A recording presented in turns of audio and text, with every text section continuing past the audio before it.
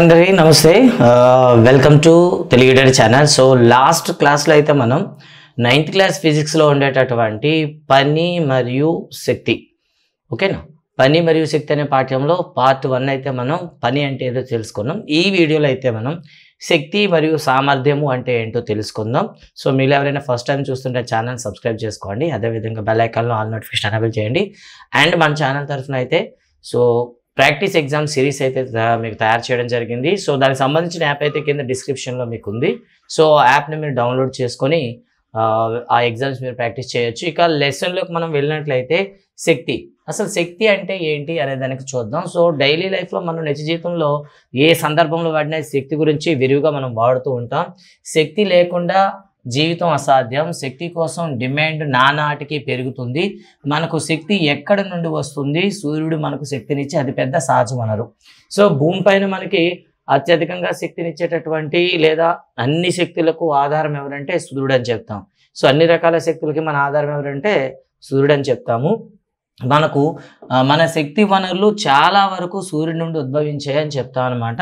మనం పరమాణు కేంద్రం నుండి భూమి అంతర్భాగము మరియు అలల నుండి కూడా శక్తిని పొందవచ్చు. అంటే ఏదైతే మనం ఇక్కడ శక్తి అనే పదం మనం మాట్లాడుకుంటున్నామో ఈ శక్తులు అనేవి మనం ఎక్కడి నుండి పొందవచ్చు? పరమాణు కేంద్రకం నుండి, అంటే న్యూక్లియర్ ఎనర్జీ అంటాం కదా, న్యూక్లియర్ ఎనర్జీ కూడా వాడచ్చు. అండ్ భూ అంతర్భాగం నుండి జియోథర్మల్ అని పిలుస్తాము.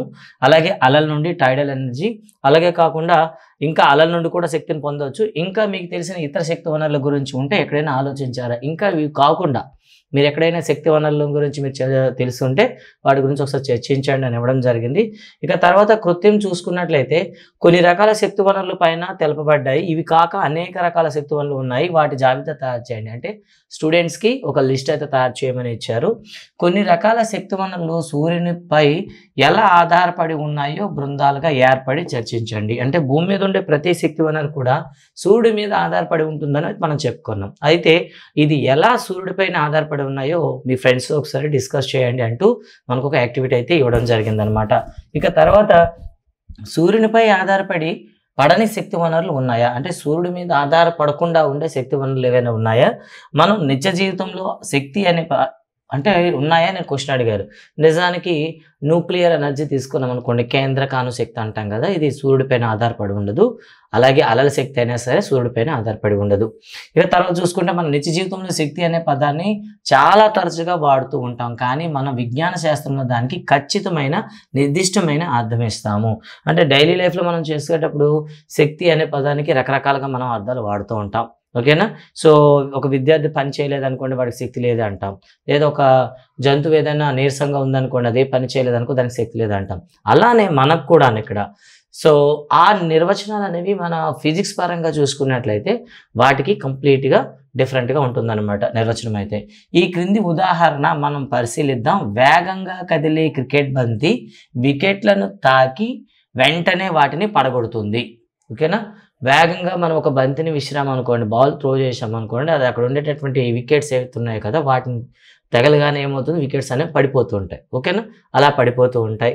అంతేకాకుండా అదేవిధంగా ఒక వస్తువును కొంత ఎత్తుకు ఎత్తినప్పుడు పని చేయగలిగే సామర్థ్యం పొందుతుంది. అంటే ఏదైనా ఒక వస్తువుని కొంత ఎత్తు వరకు మనం ఎత్తి పట్టుకోగలిగితే అప్పుడు దానికి పని చేసే సామర్థ్యం ఉంటుందని చెప్పవచ్చు అనమాట. చెక్కపై చూడండి ఒకసారి, దీని మీద ఒక ఎగ్జాంపుల్ అయితే మనకి ఇచ్చాడనమాట. ఒకసారి చూడండి, రైట్, చూడండి. చెక్క పైన మేకు ఉంచి సుత్తితో కొట్టినప్పుడు మనకేమవుతుంది చెప్పండి? మేకు చెక్కలోకి దిగటం అనేది మీరు చూసే ఉంటారు. అలాగే పిల్లలు కూడాను బొమ్మకి కీ ఇచ్చి నేలపైన విడిచిపెడితే ఏమవుతుంది చెప్పండి? ఆ బొమ్మ అనేది మనకి ఏమవుతుంది, కదలడం అనేది మనం చూస్తూనే ఉంటాం. అలాగే గాలితో నిండినటువంటి ఒక బెలూన్ని మనం ఏం చేసాం, మనం ప్రెస్ చేసాం అనుకోండి, కొంత ఫోర్స్ వాడామనుకోండి, వెంటనే దాని షేప్ అనేది అవుట్ అవుతుంది. అంటే ఆకృతిలో మార్పుని మనం గమనిస్తాం. దాన్ని అలాగే మనం నెమ్మదిగా నొక్కినంత కాలం బలం ఉపసంహరించినప్పుడు అది మళ్ళీ దాని అసలు రూపానికి వస్తుందన్నమాట. ఏదైతే మనం బెలూన్ తీసుకున్నామో ప్రెస్ చేసామో అది దాని షేప్ అవుట్ అవుతుంది. మళ్ళీ దాన్ని విడిచిపెట్టామనుకోండి మళ్ళీ యథాస్థితికి వస్తుంది, పూర్వ ఆకృతికి వస్తుంది. అది కాకుండా మనం బెలూన్ని గట్టిగా నొక్కి పెట్టామనుకో వెంటనే ఏమవుతుంది, అది పేలిపోతుంది, ధ్వని కూడా వస్తుంది. ఇక్కడ అన్ని ఉదాహరణలో మనం చేసేది ఏంటంటే పని చేసే సామర్థ్యం చూడండి, ఇన్ని దాంట్లో కూడా మనకి ఏం తెలుస్తుందంటే పని చేసే సామర్థ్యం ఏదైతే ఉందో అది వివిధ మార్గాల ద్వారా పొందుతున్నాం. ఇక్కడ పని చేసే సామర్థ్యాన్ని మనం వివిధ మార్గాల ద్వారా ఇక్కడ పొందుతున్నాం అనమాట. అంటే పని చేయగల సామర్థ్యం ఉన్న వస్తువు శక్తిని కలిగి ఉంటుందని చెప్పవచ్చు. ఇక్కడ మనకు డెఫినేషన్ అయితే వచ్చేసింది. పని చేయగల సామర్థ్యాన్ని మనం ఏమంటాము, శక్తి అంటాం అనేది ఇక్కడ మనం ఒకసారి అయితే మనం చెప్పుకోవచ్చు అనమాట. పని చేసే వస్తువు శక్తిని కోల్పోతుంది మరియు ఏ వస్తువు మీద పని జరిగిందో ఆ వస్తువుకు శక్తి పొందుతుంది. అంటే మనం ఏదైతే ఒక వస్తువు పైన మనం పని చేయడానికి మన శక్తిని ఉపయోగించామో ఆ సందర్భంలో మన శక్తి కోల్పోతాం.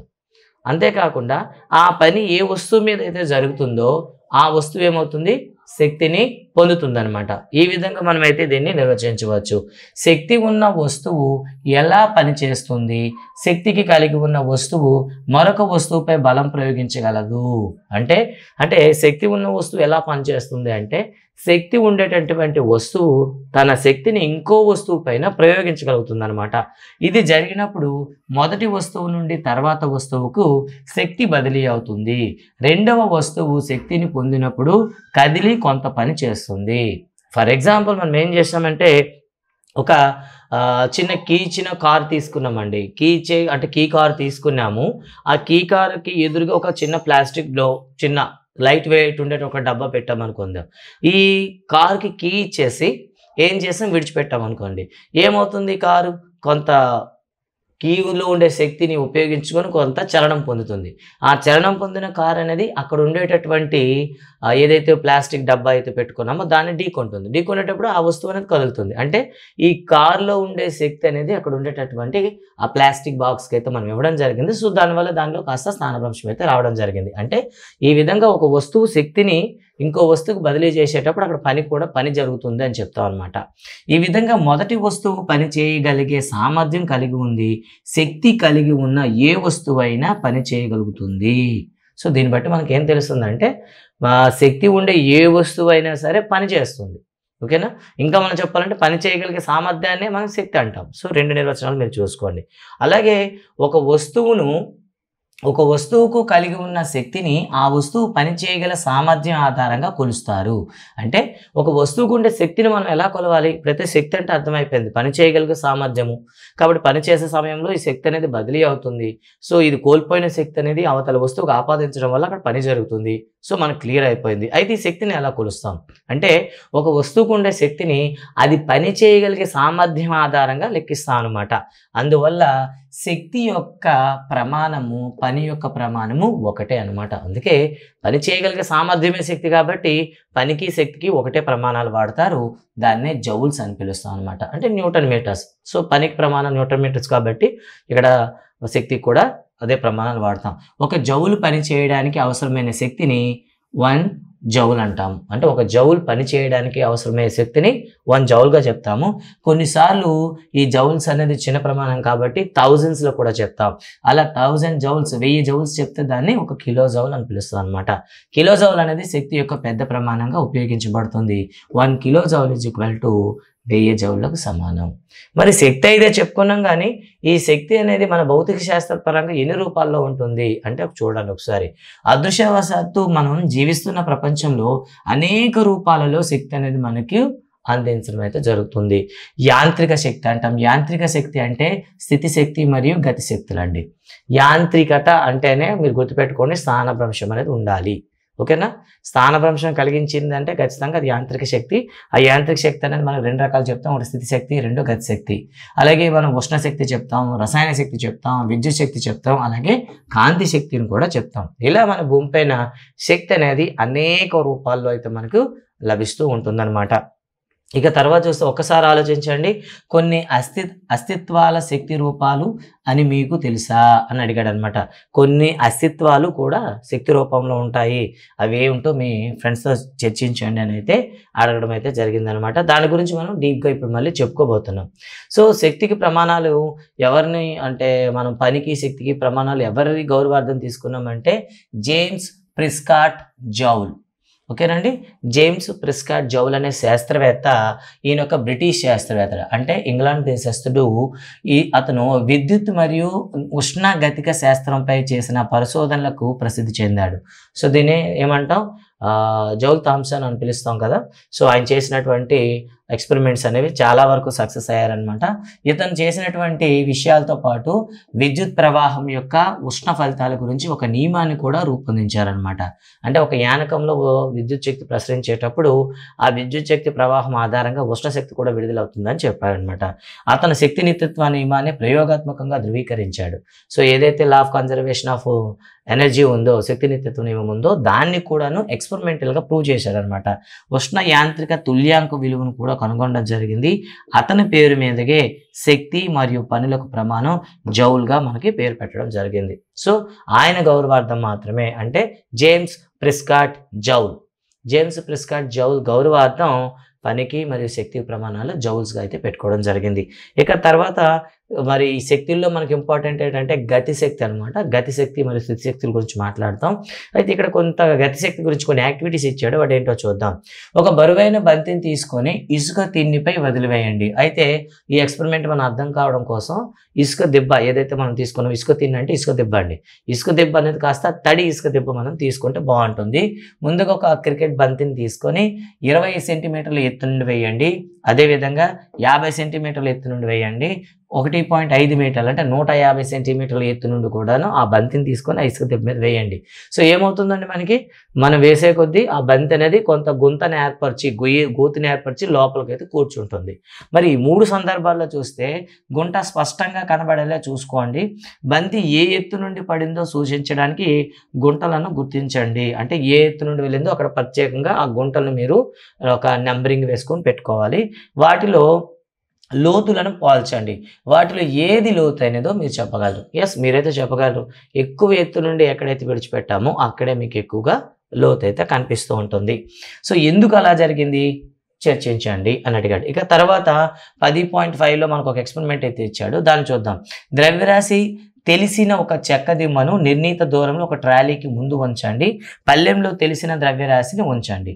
అందువలన ట్రాలీ కదలడం ప్రారంభమవుతుంది. ఇది మనకి చాలా పరిచితమైనటువంటి ఎక్స్పెరిమెంట్ అనమాట. ఇక్కడ ఏమవుతుందంటే ఒక టేబుల్ అయితే తీసుకోవాలి. ఈ టేబుల్ మీద ఏం చేస్తామంటే ఒక ట్రాలీ పెట్టి ట్రాలీ మీద ఒక వెయిట్ అయితే పెట్టండి. సో దానికి ముందు ఏం చేస్తామంటే ఆ టేబుల్ పైన ఒక కప్పి కూడా పెట్టి కప్పికి ఒక పళ్ళెం పెట్టి పళ్ళెంలో కూడా ఒక బరువును అయితే మనం పెట్టాల్సి ఉంటుంది. పెట్టే ముందు ట్రాలీకి ముందు ఒక చిన్న బరువు అనమాట, మేబీ ఒక plastic box or wooden box or wooden cube, చెక్క క్యూబ్ అయినా కావచ్చు, ఏదైనా బుక్ అయినా కావచ్చు, పెట్టండి. ఇప్పుడు దీంట్లో మనం వెయిట్ వేసాం అనుకోండి, పళ్ళెంలో వెయిట్ వేస్తే ఏమవుతుంది, ట్రాలీ అనేది కదలడం మొదలు పడుతుంది. సో ట్రాలీ కదిలింది అనుకోండి, ఏమవుతుంది, అక్కడ ఉండే చెక్క దుమ్మును ఢీ కొడుతుంది అనమాట. చెక్క దిమ్మను లేదా ఏదైతే మనం బరువు అయితే పెట్టామో దాన్ని ఢీకొని అక్కడతో ట్రాలీ ఆగిపోకుండా దాన్ని కొంత ముందుకు తోసుకుంటూ వెళ్ళి అక్కడ ఆగిపోతుంది. సో దీన్ని బట్టి మనకేమవుతుంది, ట్రాలీ ముందుకు కదిలి చెక్క దిమ్మును ఢీ కొంటుంది. చెక్క దిమ్మును ఢీ కొట్టిన తర్వాత ట్రాలీ ఆగిపోయే విధంగా బల్లపై ఒక స్థానాన్ని అనుకోండి. ఎక్కడైతే ఆగిపోతుందో స్థానాన్ని ముందు గుర్తుంచుకోండి. చెక్క దిమ్మ స్థానభ్రంశం చెందుతుంది. ఈ ప్రయోగంలో మనకి ఎక్కడైతే చెక్కదిమ్మ ఉందో ఆ ప్రాథమిక పాయింట్ నుండి చూస్తే ద్వితీయ పాయింట్, రెండోది ఫైనల్ పాయింట్కి కొంత డిస్ప్లేస్మెంట్ అయితే మీకు కనిపిస్తుంది అనమాట, స్థానభ్రంశం కనిపిస్తుంది. చెక్కదిమ్మ స్థానభ్రంశం నమోదు చేయండి. దీని అర్థం ట్రాలీ ఢీకొనడం వల్ల దిమ్మపై పని జరిగింది. అంటే కదులుతున్న ట్రాలీ అనేది చెక్కదిమ్మ మీద పనిచేయడం వల్ల, చెక్కదిమ్మ పైన తన శక్తిని ప్రయోగించడం వల్ల చెక్కదిమ్మ కొంత కదిలింది. సో బల ప్రయోగం వల్ల వస్తువు స్థానభ్రంశం జరిగితే ఏమంటాం, పని జరిగిందంటాం కదండి. సో బలం ఉపయోగించి వస్తువు స్థానభ్రంశం చెందితే పని జరిగిందంటాం. బట్ ఇక్కడ ట్రాలీ కూడా అదే పని చేసింది. కొంత బలాన్ని అంటే కొంత శక్తిని ఆ చెక్కదిమ్మ మీద అప్లై చేయడం వల్ల చెక్కదిమ్మ అనేది ఉన్న ప్రదేశం నుండి ఇంకో ప్రదేశానికి కదిలింది. అంటే ఇక్కడ పని జరిగిందంటాం. ఈ శక్తి ఎక్కడి నుండి వచ్చింది అంటే ఆ ట్రాలీకి శక్తి ఎక్కడి నుండి వచ్చింది. పళ్ళెంలో ద్రవ్యరాశిని పెంచుతూ ఈ కృత్యాన్ని పదే పదే చేయొచ్చు. అంటే ఈ పళ్ళెంలో మనం వేసేటటువంటి వెయిట్ అనేది ఫస్ట్ తక్కువ, సెకండ్ మరి కాస్త కొద్దిగా పెంచుకుంటూ వేసాం అనుకోండి, ఆ చెక్కదిమ్మలో స్థానభ్రంశం అనేది క్రమక్రమంగా పెరుగుతుంది అనమాట. అంటే ఇక్కడ ఏమైంది, పళ్ళెంలో వెయిట్ పెంచే కొద్దీ అక్కడ ట్రాలీకి వచ్చేటటువంటి శక్తి కూడా పెరుగుతుందన్నమాట. ఈ సందర్భాల్లో అంటే ఎన్నిసార్లు చేసేటప్పుడు ఏ సందర్భంలో ఎక్కువ పని జరిగిందో మీరు నోట్ చేయొచ్చు. అంటే ట్రాలీలో మనకి ఎక్కువ ఫోర్స్ అనేది, ఎక్కువ శక్తి అనేది ఎప్పుడు క్రియేట్ అయ్యింది? ఈ కృత్యంలో కదులుతున్న ట్రాలీ పనిచేసినందుకు అది శక్తి పొందింది అని చెప్తాను అనమాట. అంటే మనం ఇంతకుముందే మనం చేసాం, ఏదైనా పని చేసే సామర్థ్యం ఉంది అంటే దానికి శక్తి ఉంది అంటాం. ఓకేనా? శక్తి ఉంది అంటే పనిచేసే లక్షణం ఉంటుంది అని చెప్పు. అయితే ఇప్పుడు ట్రాలీ ఏం చేసింది? పని చేసింది కాబట్టి దానికి ఏమున్నట్టు? శక్తి ఉన్నట్టు. గమనంలో ఉన్న వస్తువు పని చేయగలదు. సాపేక్షంగా నెమ్మదిగా కదులుతున్న వస్తువు కంటే వేగంగా కదిలే వస్తువు ఎక్కువ పని చేస్తుంది. ఇక్కడ చూడండి, సాపేక్షంగా మనం చెప్పుకుంటే నెమ్మదిగా వెళ్ళే వస్తువు కన్నా వేగంగా వెళ్ళే వస్తువు ఎక్కువ పనిచేస్తుంది అని చెప్తాం. అంటే ఇక్కడ 2 సందర్భాలు గుర్తుపెట్టుకోండి. మొదటిసారి మీకు పల్లెల్లో చెప్పేటప్పుడు ఏం చేశాను? వెయిట్. అక్కడ ద్రవ్యరాశి పెంచుతున్న కొద్దీ శక్తి పెరిగిపోతుంది అని చెప్పాం ఒకటో కండిషన్లో. ఇప్పుడేం చెప్తున్నాం? వేగం పెరిగే కొద్దీ దానికి శక్తి పెరుగుతుందని రెండోసారి చెప్తున్నాం. ఈ 2 చూడండి, కదిలే తూట, వీచే గాలి, తిరిగే చక్రం, విసిరిన రాయి పని చేయగలవు. ఇవన్నీ కూడా కొంత వేగంతో చలిస్తూ ఉంటాయి, ఇవి కూడా పని చేయగలవు, అంటే వాటికి శక్తి ఉంటుంది. తోట లక్ష్యాన్ని ఎలా ఛేదించింది? గాలి లేదా గాలిమర రెక్కలను ఎలా తిప్పగలుగుతుంది? గమనంలో ఉండే వస్తువు శక్తిని కలిగి ఉంటుంది అని మనం చెప్పవచ్చు. మనం ఈ శక్తినే ఏమని పిలుస్తామంటే గతి శక్తి అని పిలుస్తాం. అంటే గమనం వల్ల అది శక్తి పొందింది కాబట్టి దాన్ని మనం ఏమని పిలుస్తాము? గతి శక్తి అని పిలుస్తాం అనమాట. అంటే గమనం వల్ల ఒక వస్తువుకు వచ్చే శక్తిని మనం ఏమంటాం? గతి శక్తి అంటాం. చెట్టుపై నుండి పడే కొబ్బరి బొండం, వేగంగా కదిలే కారు, దొర్లుతున్న రాయి, ఎగిరే విమానం, ప్రవహిస్తున్న నీరు, వీచే గాలి, పరిగెత్తే ఆటగాడు, వీళ్ళందరూ కూడాను గమనంలో ఉంటారు. ఇలా గమనంలో ఉండేటప్పుడు వాళ్ళకు కొంత శక్తి అయితే ఉంటుంది. ఆ శక్తినే మనం ఏమని పిలుస్తున్నామంటే ఇక్కడ గతి శక్తి అంటున్నాం అనమాట. వాటన్నింటికి కూడా ఏముంటుంది? గతి శక్తి అయితే ఉంటుంది. వస్తువు గమనం వల్ల పొందే శక్తిని గతి శక్తి అంటారు. ఇదండి డెఫినేషన్ అండి. వస్తువు గమనం వల్ల పొందే శక్తిని గతిశక్తి అంటారు. వస్తువు యొక్క వేగం ఎక్కువయ్యే కొద్దీ దాని గతిశక్తి కూడా పెరుగుతుంది. ఇంతకుముందే మనం చెప్పుకున్నాం కదా, అలా అనమాట. సో వేగం పెరిగితే గతిశక్తి పెరుగుతుంది. గమనంలో ఉండే వస్తువుకు దాని కదలిక ద్వారా ఎంత శక్తి కలిగి ఉంటుంది? క్వశ్చన్. అంటే గతిశక్తి ఎంత ఉంటుంది? మనం ఎలా మెజర్ చేస్తాము? నిర్వచనం ప్రకారం కొంత వేగంతో కదిలే వస్తువుకు ఉండే శక్తి గతిశక్తి ఆ వేగాన్ని పొందడానికి దానిపై జరిగిన పనికి సమానం. అంటే ఆ వేగం అది పొందడానికి దానిపైన కొంత ఏముంటుంది? కొంత పని జరిగి ఉంటుంది. ఆ పని అనేది ఆ గతిశక్తికి సమానంగా ఉంటుందని మనం అయితే ఇక్కడ చెప్పవచ్చు. మరి దీన్ని ఎలా కొలుస్తామో ఒకసారి చూద్దాం. ఇప్పుడు మనం ఒక వస్తువు యొక్క గతిశక్తిని సమీకరణ రూపంలో తెలియజేస్తాం. ఓకేనా? ఒక m ద్రవ్యరాశి కలిగినటువంటి ఒక వస్తువుని తీసుకోండి. m ద్రవ్యరాశి కలిగినటువంటి ఒక వస్తువుని తీసుకొని u సమవేగంతో కదులుతుంటే, ఒకవేళ ప్రారంభంలో u సమవేగంతో కదులుతుంది అనుకుందాం, నిశ్చలంగా కాదు సమవేగంతో కదులుతుంది. స్థిరమైన బలం Fను దానికి స్థానభ్రంశం దిశలో ప్రయోగించబడితే, ఫర్ ఎగ్జాంపుల్ ఒక చిన్న టాయ్ కార్ అనుకుందాం. సో ఏమవుతుంది? ఒక స్టాండర్డ్ ఒక స్థిరమైన వేగంతో వెళ్తుంది అనుకుందాం. ఇప్పుడు ఏం చేసాం? ఒక F ఫోర్స్ అనేది మళ్ళీ దానిపైన అప్లై చేసాం అనుకోండి. అప్పుడు అది ఏమైంది? S దూరం వరకు స్థానభ్రంశం చెందింది అనుకుంటే, అలా మనం బలం ప్రయోగించడం వల్ల అది S దూరం వెళ్ళింది అనుకోండి. అక్కడ జరిగిన పని ఏమవుతుంది చెప్పండి? మనకు ఉండేది W అంటే Fs అని మనకు తెలుసు ఇక్కడ. అయితే ఇక్కడ విషయం ఏంటంటే అది ఆల్రెడీ U వేగంతో వెళ్తుంది కదా. ఎప్పుడైతే మనం బలం ప్రయోగించామో దాని యొక్క వేగం Vకి మారింది అనుకుందాం. U సంవేగంతో వెళ్తున్న వస్తువు కాస్త మనం బలం ప్రయోగించడం వల్ల దాని వేగం Vగా కన్వర్ట్ అయింది అనుకుందాం. అప్పుడు వస్తువుకి ఏమొస్తుంది? వేగంలో మార్పు వస్తే దాన్ని ఏమని పిలుస్తాం? చలన సమీకరణం మనం చెప్పుకున్నాం. వేగంలో మార్పునే మనం ఏమంటాం? మార్పు రేట్ని త్వరణం అంటాం. కాబట్టి దానికి ఏమొచ్చింది? త్వరణం పొందింది అని భావిద్దాం. U వేగంతో ఉండేది V వేగంలో మారడం వల్ల ఏ త్వరణం పొందింది? F బలం ప్రయోగించాం, దాని ద్రవ్యరాశి m అనమాట. సో ఈ మొత్తం ఈ డీటెయిల్స్ను ఉపయోగించి అది పొందిన స్థానభ్రంశం మనం లెక్కించాలి. సో త్వరణము, తొలి వేగము, తుది వేగం ఈ 3 తెలిసినప్పుడు మనం ఏదైనా ఒక వస్తువు యొక్క స్థానభ్రంశం క్యాలిక్యులేట్ చేయడానికి మనకు ఒక ఫార్ములా ఉంది. అదే ఏంటంటే v² - u² = 2as. ఇక్కడ మనకి s అనేది మనం మేము ప్రధానంగా మార్చుకున్నట్లయితే s ఏమవుతుంది? v² - u² 2a అవుతుంది. బట్ ఇక్కడ మనకి ఇంకో విషయం తెలిసి ఉండాలి. బలము = మనకి ఫార్ములా ఏంటి? ma. So mass into acceleration. Newton మొదటి గమనంలో మనం వినే ఉంటాం F = ma అని. బట్ ఇక్కడ అంతేకాకుండా F అంటే మనకు ఫార్ములా ఏంటి చెప్పండి? ఇంతకుముందు మనం చేసుకున్న F అంటే వెయిట్ కదా. సో కాబట్టి దాన్ని ఏమంటాం? F డైరెక్ట్గా ఏం రాయొచ్చు మీరు? mg అని రాయొచ్చు. ఓకే. సో కదండి. సో దాని ప్రకారంగా ఇక్కడ ఏదైతే మనకి S = v² - u² 2aలో F = చూడండి ఇక్కడ ma కదా. సో టోటల్గా జరిగిన పని ఇక్కడ మనకు ఒక విషయం అయితే ఇక్కడ ఒక స్టెప్ అయితే మిస్ చేశారు, మీరైతే ఇబ్బంది పడతారు కాబట్టి మీకోసం ఇక్కడ చెప్తున్నాను. W ఫార్ములా ఏంటి, ఫార్ములా F × S. F బలం ఉపయోగించి S స్థానభ్రంశం చెందితే అక్కడ పని జరిగింది అంటాం. సో F తాలూకా వాల్యూ మనకు తెలియాలంటే ఏముంది, F = ma అని తెలుసు. యాక్సలరేషన్ ఇక్కడ G ఉంటే గ్రావిటేషన్ కాబట్టి నార్మల్గా అయితే ma, కాబట్టి F ప్లేస్లో నేను ma వేస్తాను. అండ్ S ప్లేస్లో మనకి ఏమొచ్చింది, S = v² - u² 2as. So దాన్ని ఇక్కడ వేద్దాం. So v² - u² 2a. ఇక్కడ ఈ స్టెప్ అనేది మీకు తీసేయడం వల్ల కొద్దిగా కన్ఫ్యూజ్ అవుతుంటారు అనమాట. F = ma కాబట్టి F ప్లేస్లో F, అదే వర్క్ F × S కాబట్టి S ప్లేస్లో ఈ ఫార్ములా వేసుకున్నాం అనమాట.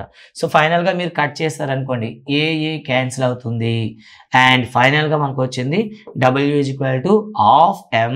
సో ఇందులో 1/2 కామన్ తీసాం, m of v² - u² రావడం జరిగింది.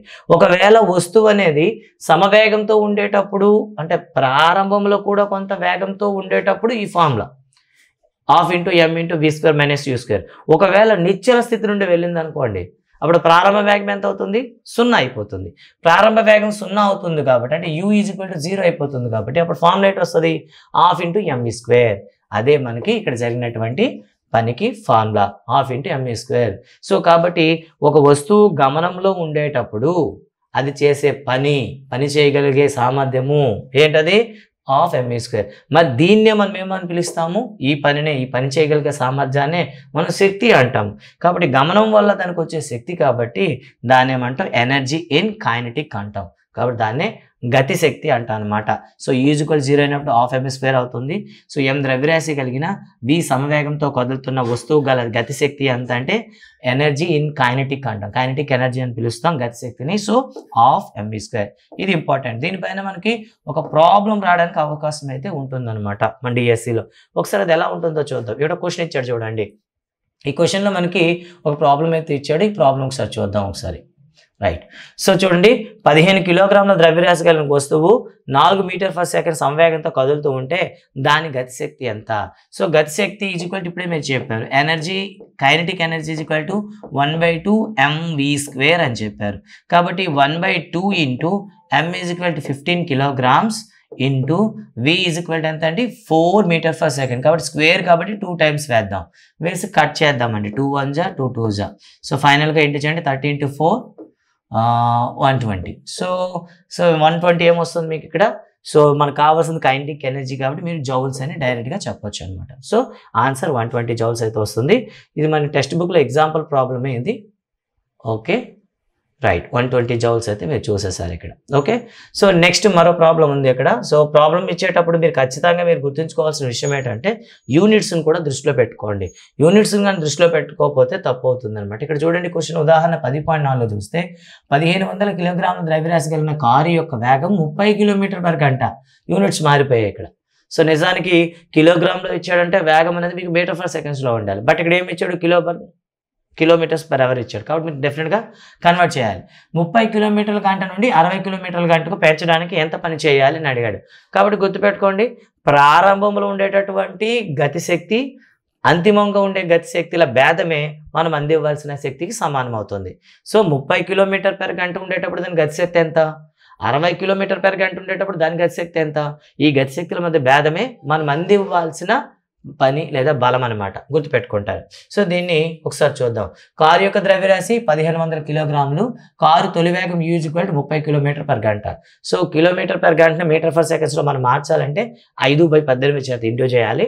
సో డైరెక్ట్గా మనం చేస్తాం అనుకోండి 25 m/s, 25/3 m/s వస్తుంది.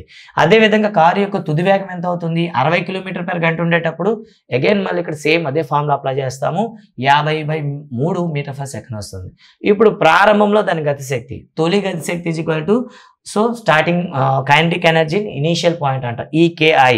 సో 1/2 mu² అనమాట. ఇక్కడ క్యాలిక్యులేట్ చేస్తే మీకు ఎంత వచ్చింది ఇక్కడ. సో ఇక్కడ మనం చూసినట్టయితే 1,56,250/3 జౌల్స్ అయితే వచ్చింది. అదేవిధంగా కారు యొక్క తుది గతిశక్తి చూద్దాం. ఇక్కడ కూడా మళ్ళీ ఏమొస్తుంది, ½ mv². ఇక్కడ కూడా మనం అప్లై చేసామనుకోండి ½ × 1500 kg × 50/3 × 50/3 3 ఎంవి స్క్వేర్ కదా. చేసామనుకోండి ఫైనల్గా మనకి ఏమొస్తుంది ఆన్సర్ ఇక్కడ 6,25,000/3 జౌల్స్ అనమాట. సో మనకు ఆల్రెడీ చెప్పాం.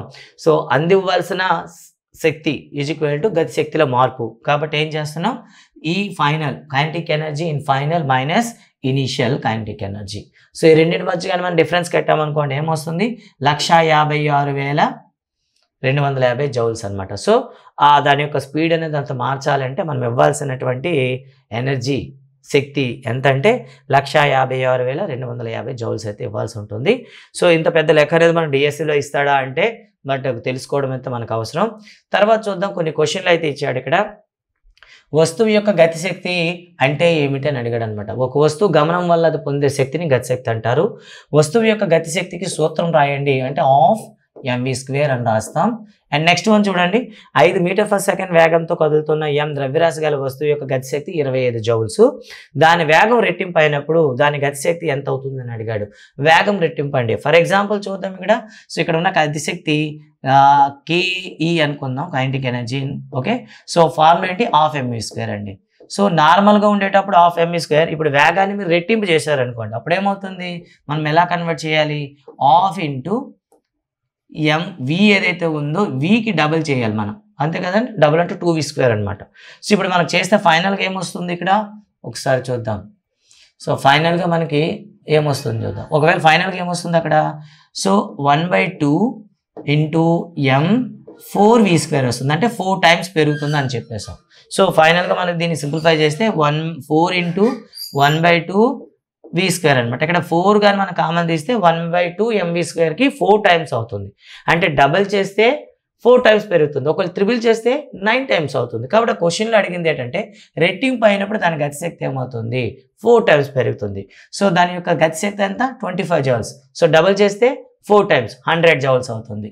సో 100 జౌల్స్ అవుతుంది. అండ్ నెక్స్ట్ వన్, అదే దాన్ని 3 రెట్లు చేసాం అనుకోండి 9 టైమ్స్ పెరుగుతుంది. కాబట్టి 9 ఇంటూ 25, సో 225 జౌల్స్ అవుతుంది అనమాట. సో ఈ విధంగా మీరు దీన్ని క్యాలిక్యులేట్ చేస్తారు. తర్వాత స్థితి శక్తి గురించి అయితే మనం మాట్లాడదామండి. స్థితి శక్తి అంటే ఏమిటి, సో దీనికి కూడా కొన్ని ఎగ్జాంపుల్స్ అయితే ఇవ్వడం జరిగింది. ఈ ఎగ్జాంపుల్ నుండి ముందు చూద్దాం. సో సాధారణంగా రబ్బర్ బ్యాండ్ అనేది మనం చూస్తుంటాం కదా. సో స్వీట్ బాక్స్ కానీ లేకపోతే ఏవైనా ప్యాక్ చేసేటప్పుడు మనం కొడుతూ ఉంటాం. ఆ రబ్బర్ బ్యాండ్ని కాస్త లాగి కొంతసేపు పట్టుకోండి. ఇప్పుడు మీకు ఏమవుతుంది, ఆ స్థితిలో ఉండేటప్పుడు అది కొంత మనల్ని ఫోర్స్ అప్లై చేస్తూ ఉంటుంది. ఓకేనా, రైట్. ఏదో ఒక చివరి కొనను వదిలివేస్తే ఏం జరుగుతుంది, అలా సాగదీసిన రబ్బర్ బ్యాండ్ని ఒకసారి వదిలేమనుకోండి, మరీ ఎక్కువగా లాగొద్దు, కొద్దిగా, ఏమవుతుంది, బ్యాండ్ తన అసలు పొడవును తిరిగి పొందుతుంది. ఖచ్చితంగా బ్యాండ్ దాన్ని సాగదీయబడిన స్థితిలోకి తిరిగి రావడం జరుగుతుంది. అంటే ఆ ప్రారంభ స్థితిలో ఎక్కడైతే ఉందో తిరిగి అదే స్థితి రావడానికి బ్యాండ్ అనేది అడ్జస్ట్ అవుతుంది. ఓకే, సాగదీసినప్పుడు అది ఎలా శక్తి పొందింది అంటే తిరిగి తన పొజిషన్కి రావడానికి శక్తిని ఎక్కడి నుండి పొందింది, మరొక వృత్తిని చూద్దాం. అలాగే ఏదైనా ఒక స్ప్రింగ్ని తీసుకొని సాగదీయమని చెప్పండి కొంత లిమిట్ వరకు. ఓకేనా, ఇక్కడ మనకి యంగ్ నియమం కూడా ఉండాలి. సో కాబట్టి కొంత సాగదీసి విడిచిపెట్టామనుకోండి, మళ్ళీ విడిచిపెడితే ఏమవుతుంది, మళ్ళీ ఒకే దగ్గరికి అయితే రావడం జరుగుతుంది. అలాగే ఇంకోసారి చూద్దాం. ఒక బొమ్మ కారు తీసుకొని దానికి ఇవ్వండి, కారు నేలపై ఉంచండి, ఏమవుతుంది, సో కొంత దూరం అనేది చలించిన తర్వాత మళ్ళీ ఆగిపోతుంది. ఈ స్థితిలో కూడా, ఈ 3 స్థితిలో కూడా మనకి ఏం అర్థం అవుతుంది అంటే స్థితి శక్తి అనే ఒక కొత్త అంశం అయితే మనకి ఇక్కడ అవగాహన అయితే అవడమవుతుంది. ఏంటి ఆ స్థితి శక్తి చూద్దాం. ఒక వస్తువును కొంత ఎత్తుకి ఎత్తండి, ఇప్పుడు ఆ వస్తువు పని చేయగలదు, దాన్ని వదిలినప్పుడు క్రిందికి పడడం ప్రారంభమవుతుంది. ఇది కొంత శక్తిని పొందడాన్ని సూచిస్తుంది. ఓకేనా, పొందిందని మనకు తెలియజేస్తుంది. ఇంకా ఎక్కువ ఎత్తుకి ఎత్తినట్లయితే ఇంకా ఎక్కువ పని చేయగలదు. అంటే వస్తువును కొంత ఎత్తుకు మనం ఎత్తు పట్టుకున్నట్లయితే కొంత శక్తిని పొందుతుంది. మనం ఇంకా ఎత్తు పెట్టామనుకోండి ఇంకా ఎక్కువ శక్తిని పొందుతుంది. అంటే ఎత్తును మనం పెంచుతూ ఉన్నట్లయితే అది పనిచేసే శక్తిని, సామర్థ్యాన్ని పెంచుకుంటుంది, దాన్ని శక్తి పెంచుకుంటుంది అనమాట. ఇలా ఈ సందర్భాలన్నింటిలో మనకు తెలిసింది ఏంటంటే ఒక వస్తువును బదిలీ చేయబడిన శక్తి ఆ వస్తువు యొక్క వేగము లేదా వడి మార్పు కలిగించడానికి ఉపయోగించకపోతే అది స్థితి శక్తిగా నిల్వ చేసుకుంటుంది. ఇక్కడండి ఇంపార్టెంట్ క్వశ్చన్. సో మ్యాక్సిమం అందరూ కూడా స్కిప్ చేస్తారు ఈ లైను. సో మీరు డిఎస్సి వాళ్ళు కాబట్టి ఖచ్చితంగా ఈ లైన్ మీరు గుర్తుపెట్టుకోండి. సో ఈ ఒక వస్తువుపై జరిగిన పని కారణంగా అది ఎప్పుడు కూడా శక్తిని నిల్వ చేసుకుంటుంది. ఓకేనా. ఒక వస్తువు పైన కానీ మనం పని చేసినట్లయితే దానికి బదిలీ అయినటువంటి శక్తి అనేది నిల్వ చేసుకుంటుంది. ఒక వస్తువు బదిలీ చేయబడిన శక్తి ఆ వస్తువు యొక్క వేగం లేదా ఒడిలో మార్పు కలిగించడానికి ఉపయోగించకపోతే, ఉపయోగిస్తే గతిశక్తిగా మారిపోతుంది. ఒకవేళ ఉపయోగించకపోతే ఆ శక్తి అనేది స్థితి శక్తిగా నిల్వ ఉంటుంది. ఓకేనా, గుర్తుపెట్టుకోండి. సో మీరు రబ్బర్ బ్యాండ్ను సాగదీసినప్పుడు మీరు శక్తిని బదిలీ చేశారు, కానీ బ్యాండ్కు బదిలీ అయిన శక్తి దాని యొక్క స్థితి శక్తిగా మారిపోయింది. మీరు బొమ్మ కారుకు కీ ఇస్తున్నప్పుడు లోపల స్ప్రింగ్ ఉంటుంది, ఆ స్ప్రింగ్కి మనం ఏం చేసాం, శక్తి బదిలీ చేసాం, కానీ దాంట్లో ఎటువంటి చలనం రాలే, కాబట్టి స్థితి శక్తి రూపంలో నిల్వ ఉంటుంది.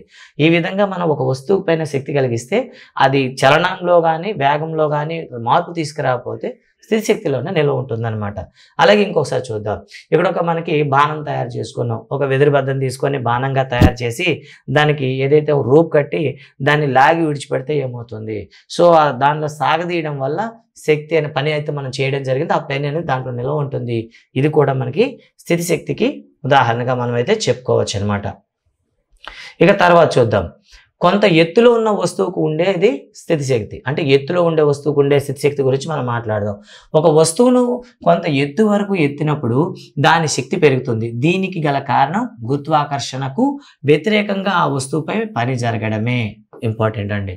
కొంత ఎత్తులో ఉండే వస్తువుకి స్థితి శక్తి పొందడానికి కారణం ఏమిటంటే గురుత్వాకర్షణకు వ్యతిరేకంగా మనం కొంత పని చేస్తే కానీ అది ఆ ఎత్తుకు రీచ్ అవ్వదు. గుర్తుపెట్టుకోండి.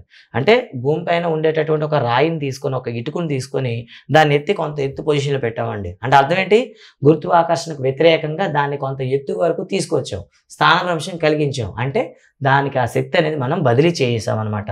భూమి పైన ఒకానొక ఎత్తు వద్ద ఒక వస్తువుకు ఉండే గురుత్వ స్థితి శక్తిని ఆ ఎత్తు వరకు వస్తువుకు గురుత్వాకర్షణకు వ్యతిరేకంగా ఎత్తడానికి దానిపైన పని జరిగిందిగా నిర్వచిస్తాము. ఓకేనా. అంటే భూమి మీద ఉండేటప్పుడు గురుత్వాకర్షణ బలం పనిచేస్తూ ఉంటుంది. ఇప్పుడు దాన్ని కొంత ఎత్తు వరకు ఎత్తేంత వరకు ఆ గురుత్వాకర్షణకు వ్యతిరేకంగా మనం పని చేయాల్సి వస్తుంది. పని చేస్తే కానీ వస్తువు పైకి రాదు. అలా పని చేసామంటే అక్కడ శక్తి బదిలీ జరిగినట్టే అని చెప్తాం అనమాట. సో ఒకానొక ఎత్తు వద్ద ఒక వస్తువుకు ఉండే గురుత్వ స్థితి శక్తిని మనం వ్యక్తీకరించడం సులభం అని చెప్తాం అనమాట. చూడండి, ఇక్కడ భూమిపై ఉండే వస్తువును పైకి లిఫ్ట్ చేసాం మనం. m ద్రవ్యరాశి గల ఒక వస్తువును నేల నుండి h ఎత్తు వరకు ఎత్తబడింది అనుకుందాం. ఇలా ఎత్తడానికి కొంత బలం అయితే మనకు కావాలి. వస్తువును పైకి ఎత్తడానికి కావాల్సిన కనీస బలం ఆ వస్తువు భారంకు సమానం. చూసారు కదా, నేలపైన ఉండేటటువంటి ఒక వస్తువును మనం పైకి ఎత్తాలంటే కనీసం ఉండాల్సిన బలం ఎంత అంటే దాని భారానికి సమానం. భారం ఈక్వల్ టు ఏంటండి, mg. ఇంతకుముందే మనం చెప్పుకున్నాం, weight is equal to mass into gravity అని చెప్తాం. వస్తువుపై జరిగిన పనికి సమానమైన శక్తిని ఆ వస్తువు పొందుతుందన్నమాట. సో గురుత్వాకర్షణ బలానికి వ్యతిరేకంగా వస్తువుపై జరిగిన పని W అనుకుంటే వస్తువుపై జరిగిన బలం అంటే జరిగిన పని W ఈజ్ ఈక్వల్ టు బలం ఇంటూ స్థానభ్రంశం. సో ఇక్కడ బలం అంటే వెయిట్ అని చెప్పాం, mg. సో h ఎత్తు అనుకుంటే ఫైనల్గా మనకు వచ్చింది mgh. సో స్థితి శక్తికి ఫార్ములా ఏంటండి, mgh అనమాట. అంటే ఒక వస్తువు యొక్క స్థితి శక్తి వేటిపైన ఆధారపడి ఉంటుంది, ముఖ్యంగా 3 అంశాలు అయితే ఉన్నాయి. సో గురుత్వాకర్షణ శక్తి అనేది ఇక్కడ మనం తీసుకున్నట్లయితే కామన్గా సో దాని యొక్క ద్రవ్యరాశి పైన అలాగే దాని యొక్క ఎత్తు పైన ఆధారపడి ఉంటుంది. వస్తువుపై జరిగిన పని mgh కాబట్టి mgh పరిమాణానికి సమానమైన శక్తిని ఆ వస్తువు పొందుతుంది. ఇది వస్తువు పొందిన స్థితి శక్తి.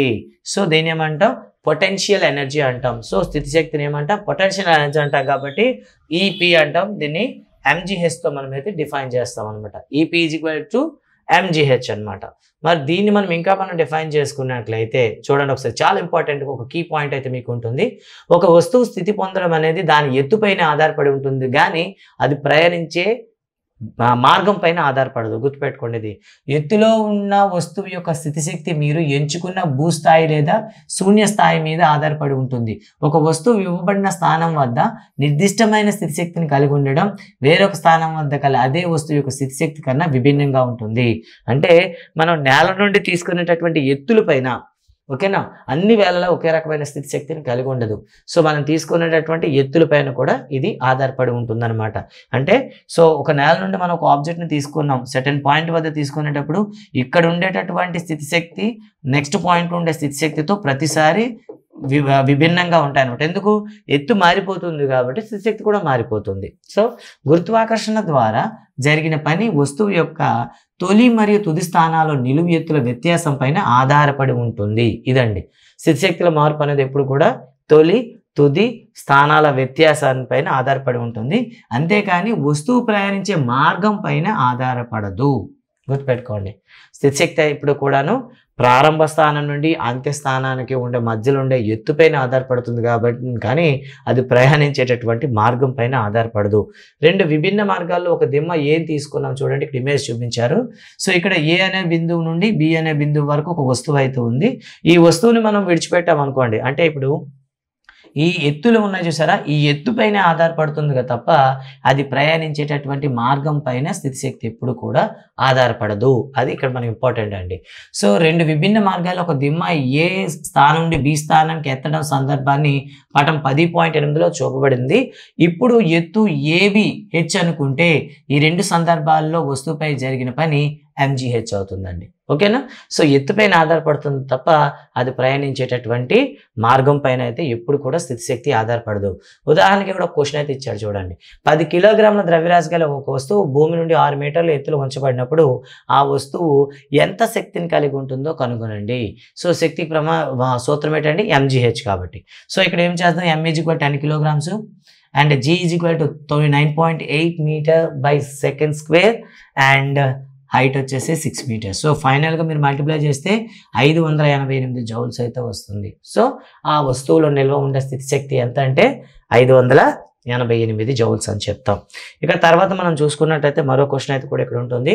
సో 12 కిలోగ్రాముల ద్రవ్యరాశి గల వస్తువు భూమిపై నుండి కొంత ఎత్తులో ఉంది. ఆ వస్తువు యొక్క స్థితి శక్తి ఇచ్చాడండి. సో ఎంజీహెచ్లో మనకి ఏమి ఇచ్చాడు, ఇక్కడ డైరెక్ట్ మీకు కేపీ ఇచ్చేసాడు, పొటెన్షియల్ ఎనర్జీ ఇచ్చేసాడు. కాబట్టి మనం ఇప్పుడు ఏం కట్టాలి, సో దాని యొక్క ఎత్తు కట్టాలి. సో ఫార్ములా ఏంటంటే ద్రవ్యరాశి వేసేసాం అండ్ స్థితి శక్తి వేసేసాం. So EP is equal to mgh కాబట్టి, సో మనకు తెలియాల్సింది హెచ్ కాబట్టి హెచ్ని ఒక్కటే ఉంచి మిగతా దాన్ని రెండో వైపు మూవ్ చేసినట్లయితే ఫైనల్గా మీరు సింప్లిఫై చేస్తే 4 meters వస్తుంది. ఓకేనా? సో ఏం చేస్తాం, సో ఇక్కడ మనం చూసినట్లయితే ఈ 480ని బై సో మల్టిప్లై చేస్తున్న విధులు తీసుకురండి, డివైడెడ్ బై చేస్తాయి. సో సింప్లిఫై చేస్తే 12 1 జా 12 4 అనమాట. సో ఫైనల్గా మనకి ఏమొచ్చింది, ఇక్కడ ఆన్సర్ వచ్చేసి 4 meters అయితే రావడం జరిగింది. ఓకే, సో తర్వాత అయితే ఇక్కడ సమస్య వచ్చింది, వివిధ శక్తి రూపాలు పరస్పరం మార్చుకోగలవా? శక్తి రూపాలు అయితే ఉన్నాయనుకున్నా చెప్పారు కదా, ఇవి ఎప్పుడైనా ఒక శక్తి నుండి ఇంకో శక్తికి మార్చగలవా? చాలా ఇంపార్టెంట్ అండి. సో మనకు చూడండి, ప్రకృతిలో మనకి వివిధ రకాల జరిగే శక్తి మార్పిడి గురించి చర్చించండి అని అడిగాడు అనమాట. ఆకుపచ్చని మొక్కలు ఆహారాన్ని ఎలా తయారు చేస్తాయి? ఇక్కడ శక్తి బదిలీ అవుతుంది. ఏ విధంగా? కార్బన్ డైఆక్సైడ్లో ఉండేటటువంటి రసాయన శక్తి, సూర్యకాంతిలో ఉండేటటువంటి కాంతి శక్తి, అలాగే నీటిలో ఉండేటటువంటి అణు ఆకర్షణ శక్తి మొత్తాన్ని కలిపి పిండి పదార్థం అవుతుంది. అంటే ఇక్కడ శక్తి అనేది ఏమైంది, ఒక రూపం నుండి ఇంకో రూపంలో మారింది. అవి వాటి శక్తిని ఎక్కడి నుండి పొందాయి? గాలిని ఒక ప్రదేశం నుండి మరో ప్రదేశం ఎందుకు కదులుతుంది? బొగ్గు, పెట్రోలియం వంటి ఇంధనాలు ఎలా ఏర్పడ్డాయి? ఇలా మనకి శక్తి బదిలీల గురించి క్వశ్చన్ అడిగారు అనమాట. ప్రకృతిలో జలచక్రం ఏర్పడడానికి ఏ ఏ శక్తి రూపాలు మనకి దోహదపడుతున్నాయని కూడా అడిగాడు అనమాట. ప్రకృతిలో మనకి జలచక్రం జరిగేటప్పుడు ఏ శక్తి రూపాలు మనకి దోహదపడుతున్నాయి అడిగాడు అనమాట. సో నీరు అనేది వేడెక్కాలి, వేడెక్కిన నీరు ఆవిరవ్వాలి, ఆవిరైంది మేఘాలు ఏర్పడాలి, మేఘాలు మళ్ళీ చల్లబడాలి, మళ్ళీ వర్షపాతం జరగాలి. మొత్తాన్ని మనం ఏమంటాం? హైడ్రోలాజికల్ సైకిల్ అంటాం, దీన్ని జలచక్రం అంటాం. సో ఈ విధంగా అనమాట. అలాగే మరో కృత్యం కూడా ఇక్కడ ఎగ్జాంపుల్ ఇచ్చాడండి. అనేక మానవ కార్యకలాపాలు పరికరాల శక్తిని ఒక రూపం నుండి మరో రూపానికి మార్చగలం అని చెప్పాం. ఫర్ ఎగ్జాంపుల్ మనకు ఉండేటటువంటి మైక్ తీసుకున్నాం అనుకోండి, ధ్వని శక్తిని విద్యుత్ శక్తిగా మారుస్తుంది. అలాగే మోటార్ తీసుకున్నాం అనుకోండి, విద్యుత్ శక్తిని యాంత్రిక శక్తిగా మారుతుంది. డైనమో తీసుకున్నాం అనుకోండి, ఏమవుతుంది? యాంత్రిక శక్తిని విద్యుత్ శక్తిగా మారుతుంది. అంటే ప్రతిసారి కూడా మనకి చాలా పరికరాలు అనేవి ఏం చేస్తాయంటే శక్తి మార్పిడిలో మానవ కార్యకలాపాల్లో మనకి సహాయం చేస్తూనే ఉంటాయని చెప్తాం. అదేవిధంగా మనకి శక్తి నిత్యత్వ నియమం గురించి కూడా మనం చర్చించుకోవాలి. శక్తి నిత్యత్వ నియమం ఏంటో చెప్తుందో ఒకసారి చూద్దాం. అంటే శక్తిని ఒక రూపం నుండి మరొక రూపంలోకి మార్చవచ్చు అని మనకు తెలుస్తుంది. ఈ ప్రక్రియ సమయంలో లేదా తర్వాత వ్యవస్థ యొక్క మొత్తం శక్తి ఏమవుతుంది అంటే గుర్తుపెట్టుకోవాలి, శక్తి రూపాంతరం చెందినప్పుడు మొత్తం శక్తిలో మార్పు ఉండదు. అంటే శక్తి రూపాంతరం జరిగేటప్పుడు శక్తి ప్రారంభంలో ఉండేది అంత్యంలో ఉండేది రెండు కూడా సమానంగా ఉంటాయి. ఓకేనా? సో ప్రారంభంలో ఉండే శక్తి అంత్యంలో ఉండే శక్తి రెండు సమానంగా ఉంటాయి. దీన్ని బట్టి మనం ఏం చెప్పవచ్చు, ఈ నియమం ప్రకారం మనకి ఏం చెప్తుందంటే శక్తి ఒక రూపం నుండి మరొక రూపానికి మార్పు చెందుతుంది, కానీ శక్తిని సృష్టించలేము మరియు నాశనం చేయలేము. శక్తి నిత్యత్వం అంటే ఏంటంటే శక్తిని సృష్టించలేము లేదా నాశనం చేయలేము, కానీ ఒక రూపం నుండి మరో రూపంలోకి మనం మార్చగలుగుతాం అన్నమాట. మొత్తం శక్తి రూపాంతరము ముందు తర్వాత స్థిరంగానే ఉంటుంది. శక్తి నిత్యత్వ నియమము అన్ని పరిస్థితుల్లో మరియు అన్ని రకాల్లో కూడా వర్తిస్తుంది. శక్తి నిత్యత్వ నియమం అనేది ఒకదానికే కాదు, అన్ని రూపాల్లో కూడా అన్ని సందర్భాల్లో కూడా ఇది వర్తిస్తుంది. ఒక ఉదాహరణ తీసుకుందామండి, స్థితి శక్తి గతి శక్తులు ఏ విధంగా మారుతాయని ఒక ఉదాహరణ అయితే మన టెక్స్ట్ బుక్లో ఇచ్చాడు. ఒక చిన్న ఉదాహరణ తీసుకోండి అని ఇచ్చాడు అనమాట. m ద్రవ్యరాశి గల వస్తువును h ఎత్తు నుండి స్వేచ్ఛగా జారనిచ్చామండి. ఒక ఆబ్జెక్ట్ని తీసుకున్న m మాస్ ఉండే ఆబ్జెక్ట్ని కొంత ఎత్తుని మన నుండి h ఎత్తు నుండి కిందకి ఫ్రీగా వదిలేసాం అనుకుందాం. ఇక్కడ ఏమవుతుంది, సో ఆ ఎత్తులో ఉండేటప్పుడు దానికి ఏ శక్తి ఉంటుంది, స్థితి శక్తి ఉంటుంది. సో దాన్ని విడిచిపెట్టామనుకోండి ఏమవుతుంది, ఇక్కడ స్థిరంగా మనం పెట్టామనుకోండి అంటే దాంట్లో మోషన్ లేదనమాట, చలనం లేదు. చలనం లేనప్పుడు అది ఎలా ఉంది, స్టేబుల్గా ఉంది. స్టేబుల్గా ఉండేటప్పుడు దానికి ఏ శక్తి ఉంటుంది, స్థితి శక్తి ఉంటుంది. కాబట్టి అక్కడ గతి శూన్యం కాబట్టి స్థితి శక్తి గరిష్టంగా ఉంటుంది. ఎప్పుడైతే దాన్ని విడిచిపెట్టామో చలనంలోకి వస్తుంది. చలనంలోకి వచ్చేటప్పుడు స్థితి శక్తి ఏమవుతుంది, గ్రాడ్యువల్గా తగ్గిపోతుంది. కానీ అది చలనం పొందడం వల్ల దానికి ఏ శక్తి వస్తుంది, గతి శక్తిగా మారుతుంది. అంటే స్థితి శక్తిలో తగ్గుదల అనేది గతి శక్తిలో పెరుగుదల ఉంటుంది. సో ఓవరాల్గా చూసుకుంటే మొత్తం ఎనర్జీ కాన్స్టెంట్, మొత్తం శక్తి అనేది ఒకటే. కానీ గణం లేనప్పుడు ఉండే స్థితి శక్తి పరిమాణం, ఓకేనా, చివరిలో గతిశక్తి చివర పీక్ పీరియడ్లో ఉండేటప్పుడు గతిశక్తి ప్రమాణం రెండు సమానంగా ఉంటాయి.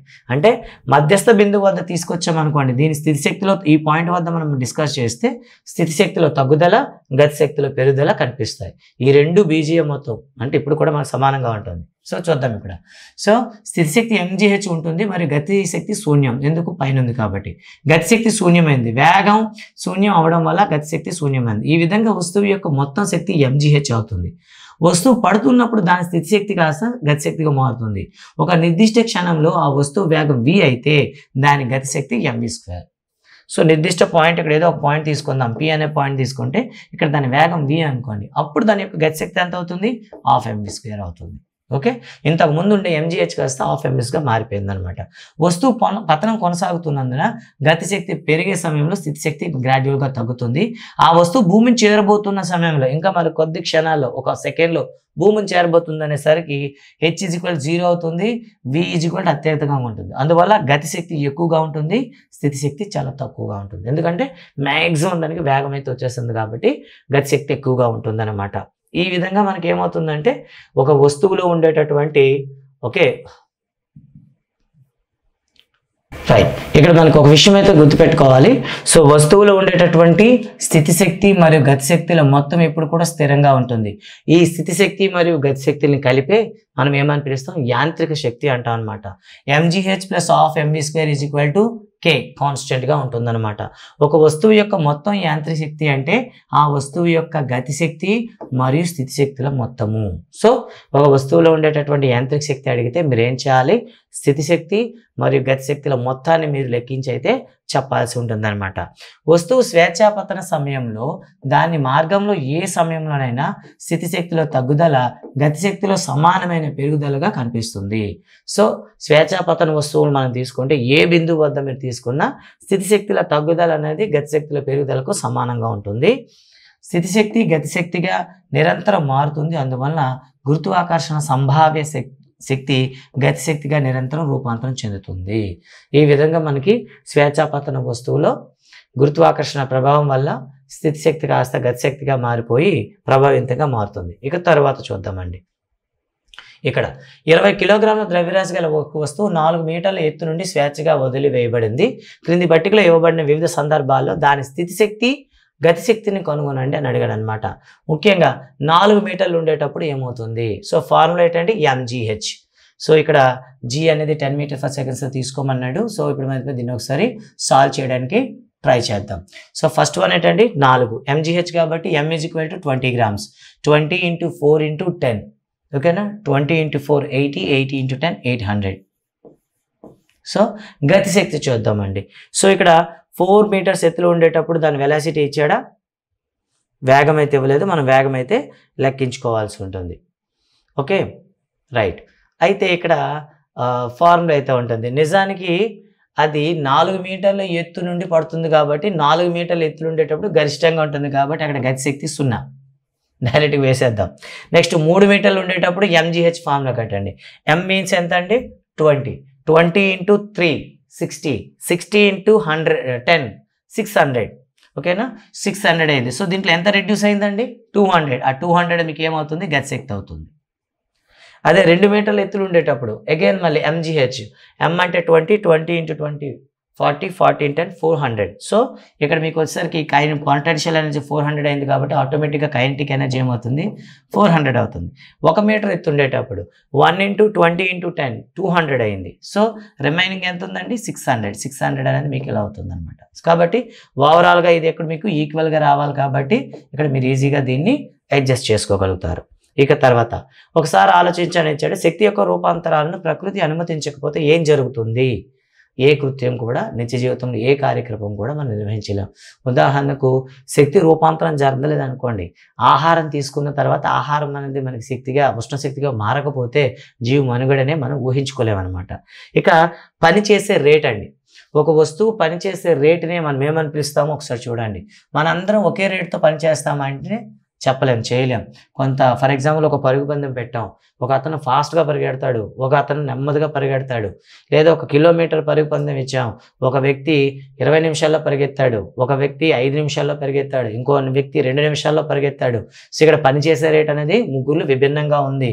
అలాగే యంత్రాలు కూడా ఒకే రేటుతో శక్తిని వినియోగిస్తాయా లేదా బదిలీ చేస్తాయా అంటే కాదు. సో యంత్ర పరికరాలు కూడాను శక్తి వినియోగం అనేది మనకి పరిమితులు ఉంటాయన్నమాట. నిర్దేశకుడు వివిధ రేట్లతో పనిచేయటం కొరకు శక్తిని బదిలీ చేస్తాడు. క్రింది కృత్యం ద్వారా ఈ విషయాన్ని అర్థం చేసుకుని అన్నాడు అనమాట.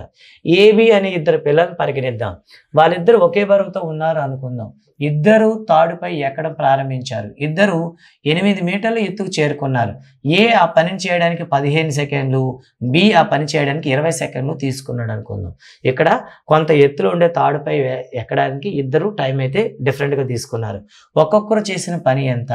ఇక్కడ చూసుకున్నట్లయితే ఏ అనేవాడు తక్కువ సమయంలో చేశాడు, బి అనేవాడు ఎక్కువ సమయంలో చేశాడు అనమాట. అంటే సమయంలో తక్కువ సమయంలో ఎవడైతే ఎక్కువ పని చేశాడో వాడికే పనిచేసే సామర్థ్యం ఎక్కువ ఉందని చెప్తాం అనమాట. ఓకే, దీనిపైన మళ్ళీ ఇంకో చూద్దాం. ఈ పనిచేసే సామర్థ్యాన్ని అంటే పనిచేసే రేటునే మనం ఇప్పుడు ఒక కొత్త పదం వాడదాం. ఒక బలమైన వ్యక్తి నిర్దిష్ట పనిని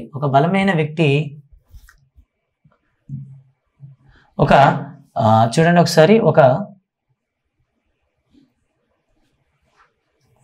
ఒక బలమైన వ్యక్తి నిర్దిష్ట పనిని సాపేక్షంగా తక్కువ కాల వ్యవధిలో పూర్తి చేయగలడు. ఎక్కువ శక్తివంతమైన వాహనం తక్కువ శక్తివంతమైన వాహనం కంటే తక్కువ కాల వ్యవధిలో ప్రయాణాన్ని పూర్తి చేస్తుంది. అంటే ఇక్కడ మనం చూడండి, ఒక 2 వెహికల్స్ తీసుకున్నాం అనుకోండి. ఫర్ ఎగ్జాంపుల్ ఒక చిన్న స్కూటీ తీసుకున్నాము, అలాగే ఒక పెద్ద హై స్పీడ్లో పనిచేసే పల్సర్ బైక్ తీసుకున్నాం. రెండింటిని తీసుకున్నాం అనుకోండి. స్కూటీ యొక్క సామర్థ్యం తక్కువ, అలాగే పల్సర్ బైక్ యొక్క సామర్థ్యం ఎక్కువ కాబట్టి రెండు ఒకేసారి ప్రారంభించేటప్పుడు పల్సర్ అనేది తొందరగా వెళ్ళిపోవడం జరుగుతుంది. సో ఇది ప్రయాణాన్ని పూర్తి చేస్తుంది. మన మోటార్ బైకులు మరియు మోటార్ కార్ల వంటి యంత్రాల యొక్క శక్తిని గురించి మాట్లాడుకుందాం. ఈ వాహనాలు మార్చుకునే శక్తి మరియు పనిచేసే వేగం వాటి వర్గీకరణ ఆధారంగా చెప్తాను అనమాట. సామర్థ్యం అనేది పనిచేసే వేగానికి కొలబద్ద.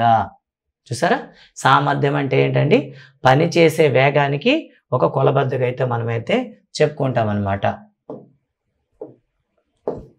రైట్, అంటే ఎంత త్వరగా లేదా నెమ్మదిగా పని జరిగిందో తెలియజేస్తుంది. పని జరిగే రేటు లేదా శక్తి బదిలీ రేటునే సామర్థ్యం అంటారు. ఇక్కడ డెఫినేషన్ అయితే మీకు ఉందండి. ఓకే, పని జరిగే రేటు లేదా శక్తి బదిలీ జరిగే రేటు సామర్థ్యం అంటాము. ఒక యంత్రము టీ కాలంలో W పని చేస్తే దాని సామర్థ్యము = పని బై కాలము.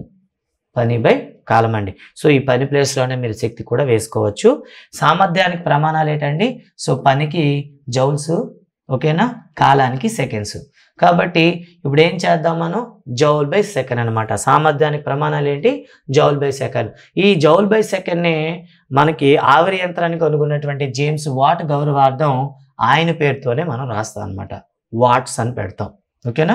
ఒక జౌల్ పని చేయడానికి యంత్ర సామర్థ్యం 1 వాట్ అవుతుంది అనమాట. అంటే 1 సెకండ్లో ఒక యంత్రం అనేది 1 జౌల్ పని చేస్తే దాని సామర్థ్యం 1 వాట్ అని చెప్తాం అనమాట. అంటే 1 జౌల్ పని చేయడానికి ఒక యంత్రం 1 సెకండ్ తీసుకుంటే దాని సామర్థ్యం 1 సెకండ్ అవుతుంది.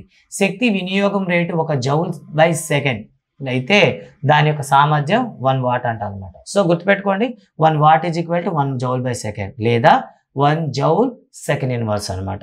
ఎక్కువ రేటుతో శక్తి బదిలీ అయితే కిలో వాట్లలోను అలాగే మెగావాట్లను కూడా చెప్తాం అనమాట. So 1 kilowatt is equal to 1000 watts. That means 1 kilowatt is equal to 1000 joules per second అనమాట. ఓకే, ఇలా గుర్తుపెట్టుకోండి. యంత్ర సామర్థ్యం కాలానుగుణంగా మారవచ్చు. దీని అర్థం యంత్రం వేరువేరు కాల వ్యవధిలో వేరువేరు వేగాలతో పనిచేస్తూ ఉంటుంది. అంటే ఒక యంత్ర పరికరం తీసుకున్నాం అనుకోండి, వేరువేరు సందర్భాల్లో వేరు వేగాలు పనిచేయవచ్చు. ఫర్ ఎగ్జాంపుల్ కార్ తీసుకున్నాం అనుకోండి. సో కార్ అనేది స్టార్టింగ్లో ఒకలా పనిచేస్తూ ఉంటుంది అండ్ ఒక పీక్ పీరియడ్లో ఒకలా పనిచేస్తుంటుంది, బ్రేక్లు వేసేటప్పుడు ఒకలా పనిచేస్తుంది. లేదా మనకి ఒక ఫ్యాన్ తీసుకున్నాం అనుకోండి, మనం ఏం చేస్తాం, రెగ్యులేటర్తో మనం ఏం చేస్తున్నాం, ఒక కాన్స్టెంట్ మనకి స్పీడ్లో పెట్టినప్పుడు కూడాను వోల్టేజ్ ఫ్లక్చుయేషన్ వచ్చింది అనుకోండి, అప్పుడు ఏమవుతుంది, దాని వేగంలో మార్పు తగ్గుతూ పెరుగుతూ ఉంటుంది. సో ఇలా అన్ని వేళల్లో కూడా కాన్స్టెంట్గా ఉండదు కాబట్టి ఏం చేస్తామంటే సామర్థ్యాన్ని ఎప్పుడు కూడాను సగటుగానే తీసుకుందాం అనమాట. యావరేజ్ తీసుకుంటాం. ఎప్పుడు కూడా సామర్థ్యం పవర్ అంటాం కదా, ఈ పవర్ అనేది ఎప్పుడు కూడా యావరేజ్ పవరే తీసుకుంటాం. ఎందుకంటే అన్ని ఎక్విప్మెంట్స్ కూడాను ఎల్లవేళలా ఒకే పవర్తో పనిచేయవు. సో పవర్ అనేది ఫ్లక్చుయేట్ అవుతూ ఉంటుంది కాబట్టి యావరేజ్ పవర్ని మనం తీసుకుంటాము. సో వినియోగించిన మొత్తం శక్తిని తీసుకున్న మొత్తం సమయంని విభజించడం ద్వారా సగటు సామర్థ్యాన్ని మనం పొందుతాము. మొత్తం శక్తి బై తీసుకున్న మొత్తం సమయం అనమాట. సో ఇక్కడ చూడండి, ఇక్కడ మరో క్వశ్చన్ అయితే ఇచ్చాడు మనకి. 2 బాలికలు ఒక్కొక్కరి బరువు 400 న్యూటన్లు 8 మీటర్ల ఎత్తుగల ఒక తాడును ఎక్కారు. ఇరువురిలో ఒకరు ఏ అని మరొకరు బి అని అనుకుందాం. పనిని పూర్తి చేయడానికి ఏకి 20 సెకండ్లు పట్టింది, బికి 50 సెకండ్లు పట్టింది. అయితే ఒక్కొక్కరు ఖర్చు చేసినటువంటి సామర్థ్యం ఎంత? Direct formula వేసేద్దామండి. సో ఏముంది ఇక్కడ, న్యూటన్ మీటర్ ఇచ్చాడు, టైం ఇచ్చారండి. ఫస్ట్ ఆఫ్ ఆల్ మనకి ఏం కావాలి, ఇక్కడ మనకి శక్తి అయితే ఇచ్చాడండి. సో శక్తి ఇచ్చాడు కాబట్టి మనం ఖచ్చితంగా ఏం క్యాలిక్యులేట్ చేయాలి, అంటే బలం ఇచ్చాడు కాబట్టి మనం శక్తిని క్యాలిక్యులేట్ చేయాలి. శక్తిని క్యాలిక్యులేట్ చేయడానికి ఏని ముందు చూద్దాం. ఏ బరువు వచ్చేసి 400, ఏ యొక్క బరువు 400 న్యూటన్లు, అది పొందిన స్థానభ్రంశము 8 మీటర్లు. సో అలాంటప్పుడు తీసుకున్న కాలము 20 సెకండ్లు. కాబట్టి సామర్థ్యం ఈజ్ ఈక్వల్ టు జరిగిన పని బై కాలము. కాబట్టి జరిగిన పని is equal to mgh by T is equal 400 న్యూటన్లు ఇంటూ 8/20. సో 160 వాట్స్ అయితే రావడం జరిగింది. ఇప్పుడు బి విషయంలో చూద్దామండి. బి విషయంలో ఏం చేసింది, మొత్తం 50 సెకండ్లు తీసుకుంది. సో సేమ్ మళ్ళీ పైనుండే లవం అదే వస్తుంది, ఎందుకు mgh by t. So 400 into 8/50 సెకండ్లు. ఇక్కడ సింప్లిఫై చేస్తే 64 వాట్లు వచ్చింది. సో ఏ విషయంలో 160 వాట్లు వచ్చింది, బి విషయంలో 64 వాట్స్ వచ్చింది. కాబట్టి బాలిక ఏ ఖర్చు చేసిన సామర్థ్యం ఎక్కువ, బి ఖర్చు చేసిన సామర్థ్యం తక్కువ అనమాట. దీనిపైన మరో ప్రాబ్లం కూడా ఇక్కడ ఇచ్చాడండి. 50 కిలోల బరువున్న ఒక బాలుడు 9 సెకండ్లలో 45 మెట్లు పైకి పరిగెత్తాడు. ప్రతి మెట్టు 15 సెంటీమీటర్లు ఉంటే అతని సామర్థ్యంను కనుగొనండి అన్నాడు అనమాట. అగైన్ ఇక్కడ చూడండి, సో బరువు ఇచ్చాడు అండ్ టైం ఇచ్చాడు అండ్ ఒక మెట్టు వచ్చేసి 15 సెంటీమీటర్లు అయితే 45 మెట్లు అన్నాడు. సో 15 ఇంటూ 45 దాన్ని మీటర్లో మీరు కన్వర్ట్ చేయాలి, సెంటీమీటర్లో ఇచ్చాడు కాబట్టి. So mg is equal to మనం క్యాలిక్యులేట్ చేద్దాం ముందు, m ఇంటూ g క్యాలిక్యులేట్ చేస్తే మనకి ఏమొస్తుంది, వెయిట్ వస్తుంది. ఓకే, 500 న్యూటన్లు వచ్చేసింది. సో mg వచ్చింది. హెచ్ వచ్చేసరికి మనకి 45 ఇంటూ 15/100. సో 15 మెట్లు 45 మెట్లు, ఒక్కొక్క మెట్టు 15 సెంటీమీటర్లు కాబట్టి 45 ఇంటూ 15 మీటర్లో కన్వర్ట్ చేస్తున్నాం కాబట్టి బై 100. ఓకే, బ్రాకెట్స్ పెట్టుకుందాం. బై 100 ఈజ్ ఈక్వల్ టు 6.75 మీటర్లు. సో ఇప్పుడు మనకు కావాల్సింది power is equal to w/t. w is equal to mgh కాబట్టి ఇక్కడ మనం దీని నుండి ఫార్ములా వేసి సింప్లిఫై చేద్దామండి. సో ఏంటి వచ్చింది, mgh ఈజ్ ఈక్వల్ టు 500 న్యూటన్లు ఇంటూ 6.75/9 సెకండ్లు. దీన్ని సింప్లిఫై చేస్తే 375 వాట్స్ అయితే రావడం జరుగుతుంది. ఓకే, ఫార్ములా చూడండి. సో పైకి ఎక్కేటప్పుడు ఖచ్చితంగా మీరు mgh అయితే క్యాలిక్యులేట్ చేసుకుంటారు. ఈ విధంగా మనకు ఉంది. ఇక ప్రశ్నలు చూద్దామండి. కొన్ని ఇచ్చాడు. సామర్థ్యం అంటే ఏమిటి, శక్తి బదిలీ రేటు లేదా పనిచేసే రేటు.